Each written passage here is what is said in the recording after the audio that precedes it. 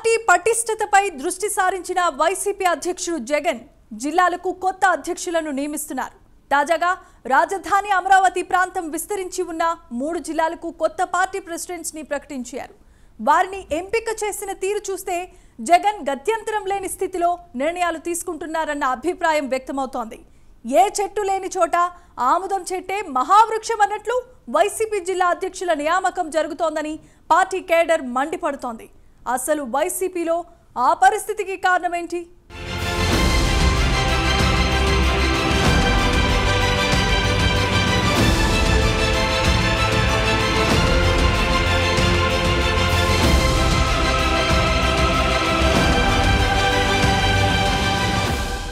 ఎన్నికల్లో ఘోర పరాజయం తర్వాత Tadepalli to Bengaluru shuttle service చేస్తున్న జగన్ ఇప్పుడిప్పుడే ఓటమి నుంచి కోలుకుంటున్నట్లు కనిపిస్తున్నారు. తాడేపల్లి వచ్చినప్పుడు జిల్లాల వారీగా పార్టీ సమీక్షలు నిర్వహిస్తూ కొత్త అధ్యక్షులను ప్రకటిస్తున్నారు. అయితే ఆ అధ్యక్షుల ఎంపిక తీరు సొంత పార్టీలోనే విమర్శల పాలవుతోంది. స్వప్రయోజనాల కోసం ఎవరు అధికారంలో ఉంటే వారితో టచ్లో ఉండే నేతలకు ఎలా పదవులు ఇస్తారని కార్యకర్తలు ఆగ్రహం వ్యక్తం చేస్తున్నారు.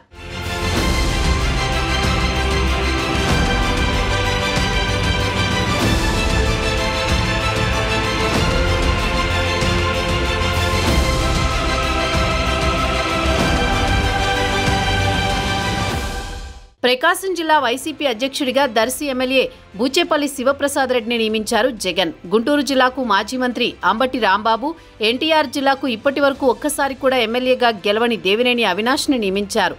వారి నియామకాలపై పార్టీ క్యాడర్ మండిపడుతోంది. అంబటి రాంబాబు నిత్యం మీడియాలో విమర్శలు చేస్తూ తెలుగుదేశం పార్టీ నేతలతో కలిసి వ్యాపారాలు చేస్తుంటారని, అటువంటి వ్యక్తులు రానున్న రోజుల్లో ఎలా పోరాడతారని కార్యకర్తలు ప్రశ్నిస్తున్నారు.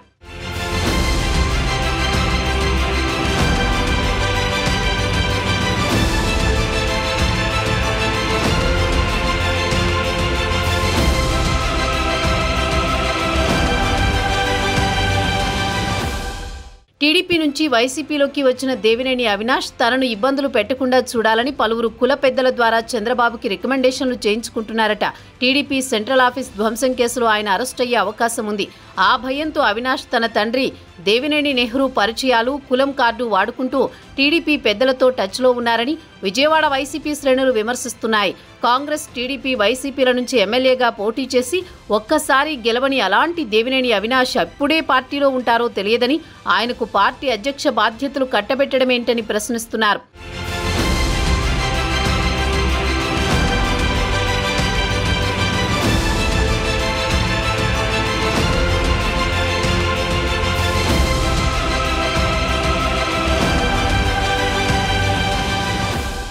ప్రకాశం జిల్లా వైసీపీ అధ్యక్షుడిగా నియమితులైన బూచేపల్లి శివప్రసాద్ రెడ్డికి టీడీపీ వారితో వ్యాపార లావాదేవీలు, వ్యక్తిగత స్నేహాలు ఉన్నాయని, పలువురు టీడీపీ నేతలతో సత్సంబంధాలు కొనసాగిస్తున్నారని జిల్లా పార్టీ వర్గాలు ఆరోపిస్తున్నాయి. అయితే ప్రకాశం జిల్లా వైసీపీకి పెద్ద దిక్కుగా ఉన్న బాలినేని శ్రీనివాసరెడ్డి జనసేనలో చేరడంతో జగన్ గత్యంతరం లేక బూచేపల్లి వైపు మొగ్గు చూపారంటున్నారు. ఒంగోలు ఎంపీగా పోటీ చేసి ఓడిపోయిన చంద్రగిరి మాజీ ఎమ్మెల్యే చెవిరెడ్డి భాస్కర్ రెడ్డికి జిల్లా పార్టీ పగ్గాలివ్వాలని భావించిన పార్టీ వర్గాల నుంచి తీవ్ర వ్యతిరేకత రావడంతో జగన్కు గత్యంతరం లేకుండా పోయిందట.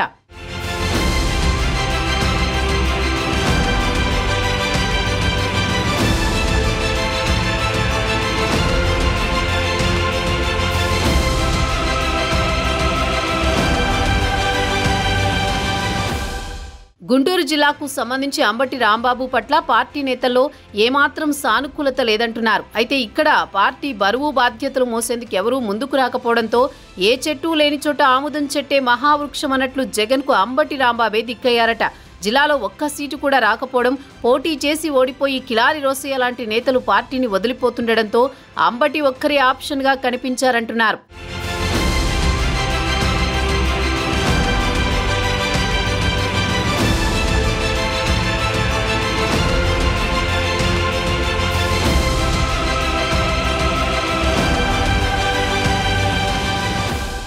ఎన్టీఆర్ జిల్లాకు సంబంధించి దేవినేని అవినాష్ విషయంలోనూ జగన్కు వేరే ఆల్టర్నేటివ్ లేకుండా పోయిందట.